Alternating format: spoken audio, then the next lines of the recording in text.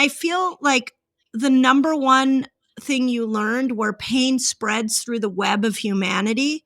Yeah. I feel like you called out an underground cultural conversation that nobody's willing to look at, that we as a culture are in pain, Yeah. and it is spreading, and we can label it mood disorders, anxiety, loneliness, but the bottom line is humanity is in a state of pain.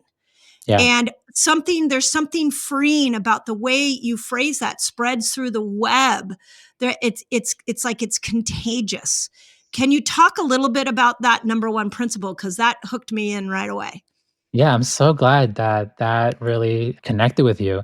I think it's something that I found, just from all the time meditating, it became quite clear the way we are sort of given pain and then we pass it down. And it's just this Mm, constant thing that's happening through history where, we just there have been pockets in different cultures and different moments in history that have known how to process their pain well, like indigenous cultures, Eastern cultures, and the Western world is learning a lot more through therapy and whatnot. But I think we're living in a special moment where it's probably the first time in human history where all these fantastic tools have become much more widely available than ever before.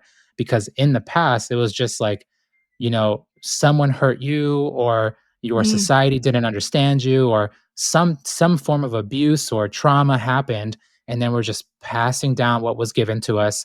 right. And this is the first time in human history where someone may have passed me their pain and I've gotten hurt, but I've learned what to do with that. I've Mm, learned how to process it, how to feel it, how to sit with it, how to feel it without projecting it onto other people. And not only just feel it and contain it, but feel it and allow it to evaporate. And that's the beautiful thing about, this one of the big positives of this giant wellness movement, where we have all these modes, like even like fasting, like if you're having a terrible time with your cell phone, you should fast. Like you should do right. do some You got fasting, it. and then you're gonna be not only highly unimpressed by your cell phone, but everything is gonna look so much more beautiful. And you're I just love like, that oh idea. wow, this world is sick. This world's Yeah. awesome. And Yes. but that, or you can try different styles of meditating, different styles of therapy. Like there are so many beautiful, powerful tools. And because we are learning how to bring that into our dominant culture, where it's like, what way do you heal? And I'll tell you what way Mm, I heal. And mm, that just creates less points where harm gets passed around from human to human, because we know mm. what to do with it now. So are you saying that if I'm trying to find a parking spot at the grocery store and I find one and somebody cuts me off, and then we end up yelling at each other, or the person yells at me, that their pain, their anger gets directed at me, and really the goal is to understand that it's their pain. I don't need to hold on to it. I don't Mhm. need to engage in it. So when we look at, all humans are existing in a painful state, and when they Yeah. come at you with their pain, what you are offered is the opportunity to just let it move through you and past you.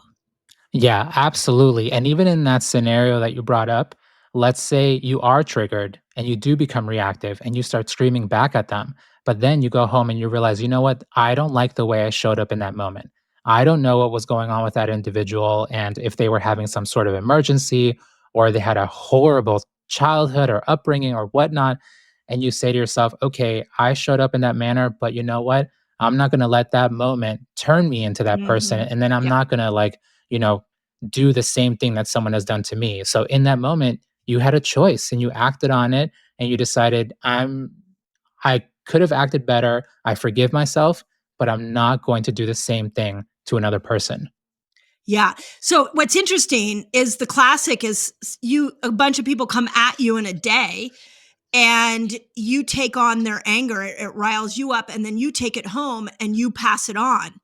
So what I'm seeing in your in this idea that pain is just this infectious thing that can just keep being passed from person to person is that Yeah. through your lens of meditation, when we stop and we see the pain as the other person's and we don't take it on and pass it on, I mean, the ripple effect of that could be huge. Huge. I'm always thinking about that next generation of kids that's, Yeah. being born and going to be born. And what I'm hoping is that they're like, things aren't going to be perfect, right? Like, you're not going to come onto earth and expect to be unscathed. Like, something's going to happen that's going to be challenging. And challenge is good, for you, but you don't want to be in like abusive scenarios. You want to grow up in much more loving homes. And I think it's exciting that people are learning how to deal with their emotions and become friends Yeah. with their emotions so that they can like help, the next generation become less and less harmful.